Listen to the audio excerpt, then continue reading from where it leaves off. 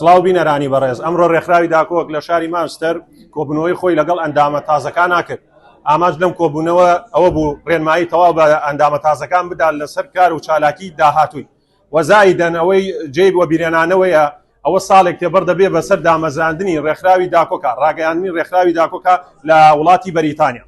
پێش هەموو شتێک بەخێرهاتنی هەموو لایەکانەکەم سوپاس بۆ لوتف و تەقدیرەی کە لە ئێمەتاننا. من هەمیشە خۆم بە بچووکی ئێوە زارم و بە ئێوەوە ئێمە ڕێکخراوین، بە ئێوەوە ئێمە ئەو جوڵە چالاکیەکین کە هەمانە واکە بوونمان هەیە لەسەر شەقامی بەریتانیا. جارێکی تر بە ناوی خۆم و سەرجەم ئەندامانی دەستەی بەڕێوەبردننی ڕێکخراوی داکۆکەوە بەخێرهاتنی هەموو لایەکانەکەم بە ناوی هەموو ئێوە بە ناوی خۆشمەوە جارێکی تر سوپاسی کاک سامانجافەکەم، چونکە لە ڕاستیەدا هەر لە بنەڕەتەوە تا ئێستا ئەگەر ئەو نەبوایە نەمانەتوانی ئەم ڕێکخراوە بێنین بە ئێستا.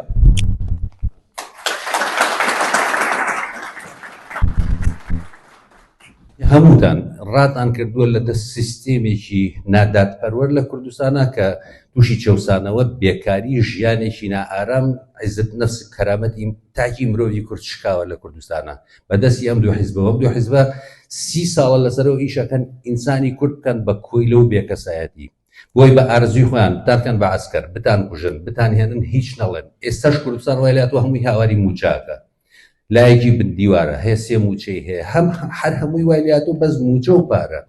ینی کەسایەتی ئێمەیان شکاندووە بەڕاستی. ئێمە زمانی بەعسکەیەکی ئەگیرا لە سجن هاتە دەرەوە دوای تەعزیب شانازی بە کوردبوونی خۆیەوە کرد، چونکە کەسایەتی پارێزراو بوو. ئەوەنەی تر حەسینەتەوایەتی بەرزە بوو. بەڵام ئێستا کە کوردێک تێت هەڵەیە تۆ کەسایەتی شکاوە ڕماوە. ئێمە بێ شتانە ڕاستکەینەوە. اینجا وەکو تاک لێرە ئەبێ هەمومان لەسەرەوە ئیش بکەین. شانی باسە لە کۆبوونەوەکان ڕێکخراو بەڵێنیەوەیدا بەردەوامە بێ لە کار و چالاکەکانی لە وڵاتی بەریتانیا دژ بە دەسەڵاتدارانی هەرێم و دەسەڵاتدارانی عێراق کە نایەکسانێکی تەواو هەیە لە هەرێمی کوردستان و لە عێراقا بەگشتی. ئەمڕۆ لە شاری مانچستەر کۆبوونەوەی ئەندامانمان ئەنجامدا. ساڵێک تێپەر دەبێ بەسەر دامەزراندنی ڕێکخراوی داکۆک. کۆمەڵێک ئەندامی نوێ تازە هاتن بۆ ناو ڕێکخراوەکەمان، ئاشناماکردن بە چالاکی و کۆڕ و کۆبوونەوەکانی ڕابردوو و بۆ داهاتوش چ دەکەین؟ هیوای سەرکەوتن بۆ ڕێکخراوی داکۆک دەخوازم.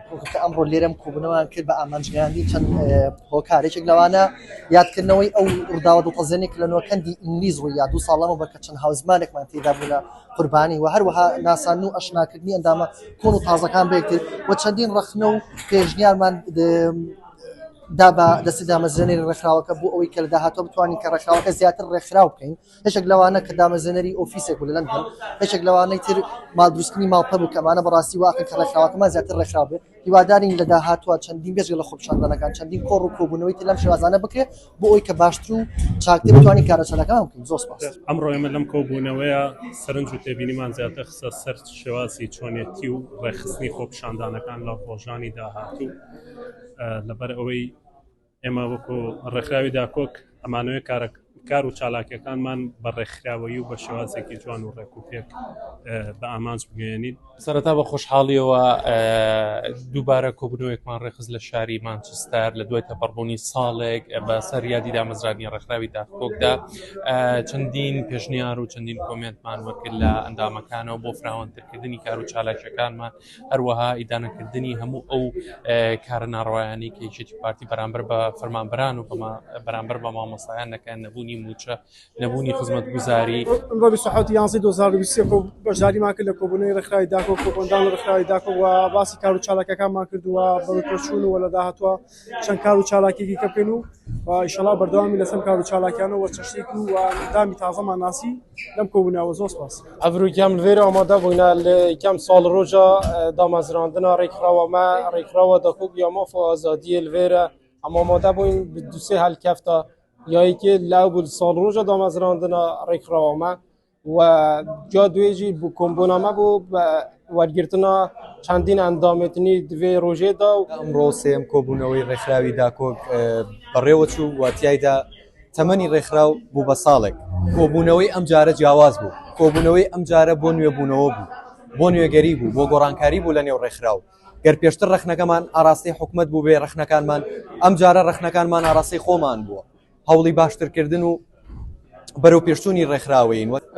ئامانجی کۆبوونەوەکەمان تاوتوێکردنی چەند چالاکی داهاتوو و کارکردن بوو لەسەر ئەو هەڵە و کەموخوریانەکە لە ڕابردوودا هەمان بۆ چارەسەریان بکەین و چەند ڕێسا یاسایەکی تردانرا بۆ ئەندامان کە بتوانن پەڕێ بکەن تاکو بتوانین زیاتر ڕێکخراوەکەمان دەوڵەمەند بکەین. خۆم بە خۆشحاڵ دەزانم کە بەشدار و هاوکار بم لە هەموو خۆپشاندان و چالاکیانێک کە ڕێکخراوی داهاتوو ئامادە و سازیەکات لە دژی زوڵمی پارتی یەکێتی و ئامادەم لە هەموو کاتێکان بەشدار بم لەو خۆپشاندان و کارچالەکەەکانی کە ئەو ڕێکخراوە بەڕێزەی کات. ئەمڕۆ کۆبوونەوە بۆ چەند ناساندنی ئەندامانی تازەی داکۆک کە ئەمڕۆژ یادکردنەوەی کۆمەڵێک شەهیدانی قوربانی بوون کە ئەمە لەوان فەڕەنسا بۆ بەریتانیا چەند شەهیدی و قوربانی لێکەوتەوە ئەمڕۆ هاتین بۆ یادکردنەوەی ئەم شەهیدانە. کانی باسە کۆبوونەوەکە بە سەرکەوتوی کۆتایی هات و زانیاری تەواو درا بە